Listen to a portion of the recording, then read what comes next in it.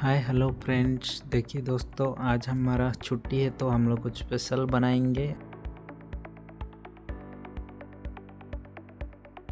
आज का स्पेशल है रोहू मच्छी फ्राई। ठीक है दोस्तों, तो रोहू मच्छी फ्राई कैसे करते हैं चलिए आज सीखते हैं। सबसे पहले रोहू मच्छी लाके कटिंग करके उसमें हल्दी और नमक मिला के उसको रख देना थोड़ा टाइम। उसके बाद ऑयल गरम करके उसमें छोड़ देना है और उसके लिए मसाला तैयार कर लेना है। अदरक, लहसुन, प्याज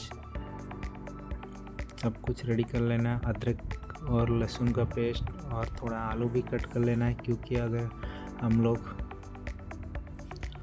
वेस्टर्न इंडियन साइड का है तो हम लोग मच्छी में थोड़ा आलू डालते हैं। ठीक है दोस्तों,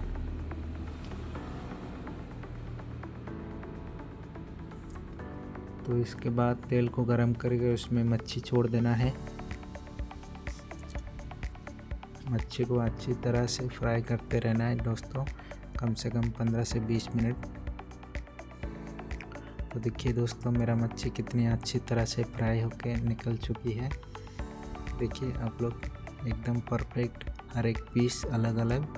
इसके बाद दोस्तों मसाला रेडी करना है। इसमें खड़ा मसाला डाल देना है।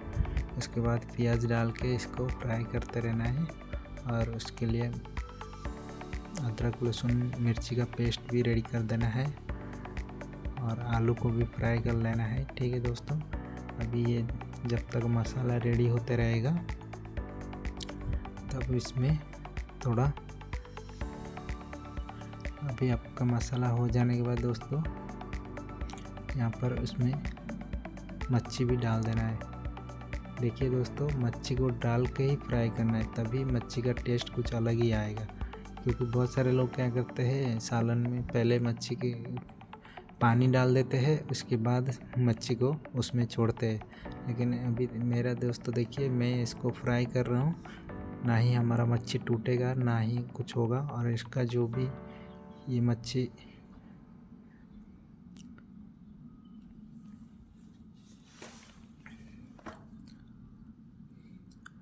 तो दोस्तों देखिए, मच्छी डाल के फ्राई करने से मच्छी का टेस्ट जो है ना वो बहुत बढ़ जाती है। ठीक है दोस्तों, तो आप लोग को भी इसी तरह से मच्छी डाल के ही फ्राई करना है, ना कि आप लोग पानी डाल के उसके बाद उसमें मच्छी छोड़ना है। ठीक है दोस्तों, तो आप लोग को इसी तरह से मच्छी में डाल के फ्राई कर देना है।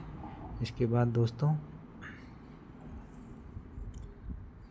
उसके लिए कटा हुआ धनिया तैयार करके रखना है। देखिए दोस्तों, मेरा कटा हुआ धनिया मैं तैयार करके रखा था। अभी मैं अपनी कटा हुआ धनिया डाल दिया हूँ और मेरी सब्जी बनकर तैयार है।